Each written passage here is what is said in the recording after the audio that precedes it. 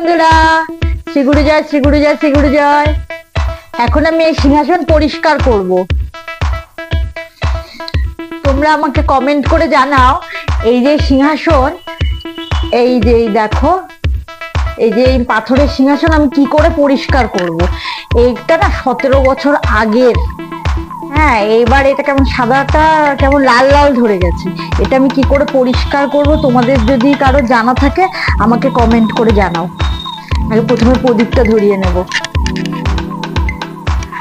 আজকে এই সব কাপড় এগুলো সব চেঞ্জ করব।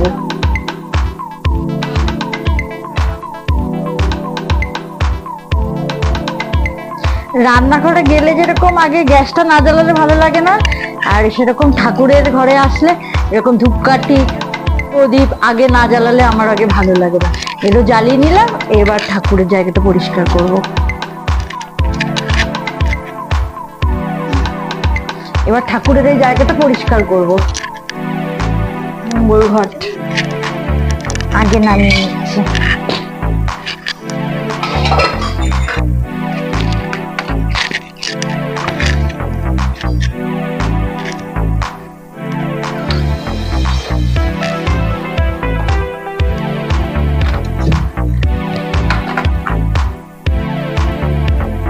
এক এক করে সব ঠাকুর নামিয়ে নিলাম। এবারে কাপড়টা তুলে ফেলবো। রোজ পরিষ্কার করা হয় না, রোজ অতটা সময় পাই না, তো সময় হয় না। যেদিন সময় পাই সেদিন এই ঠাকুরের জায়গাটা পরিষ্কার করি। তোমরা আমাকে কমেন্ট করে জানিও, এই সাদা মার্বেল পাথরের সিংহাসন কি করে পরিষ্কার করবো।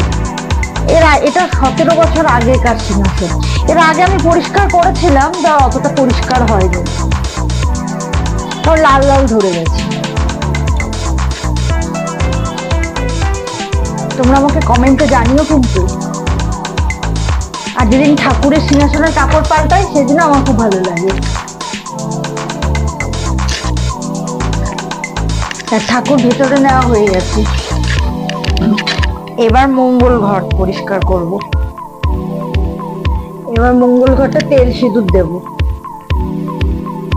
মঙ্গল ঘটে এবার তেল দেওয়া হয়ে গেছে, সিঁদুর দিয়ে দেব। তুলসী পাতা দিয়ে দিচ্ছি।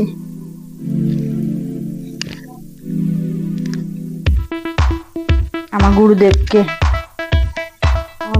তুলসী পাতা দিচ্ছি।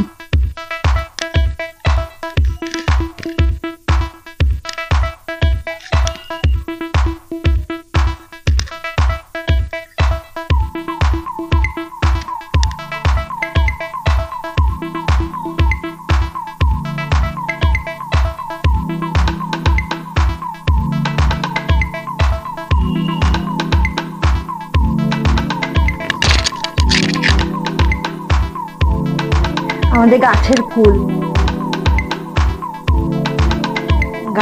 ফুল দিয়ে পুজো দিতে আমার খুব ভালো লাগে।